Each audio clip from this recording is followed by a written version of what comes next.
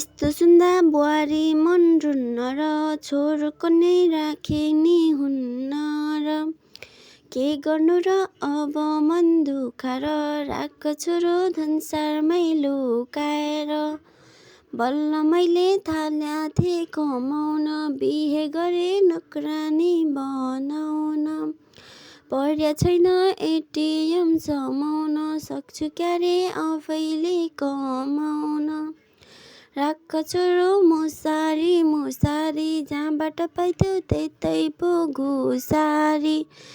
ढुक्क हुन्छ घरभित्र थुन्नु बुहारीमाथि अनेक जाल नबुन्नु बुढो मेरो हक त म जमाउँछु एटिएम होइन लाल पूर्जा समाउँछु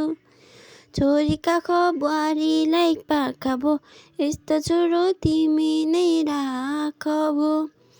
दुःख पीडा मनबाट हटाइदेऊ यस्तो सासु आश्रममा पठाइदेऊ।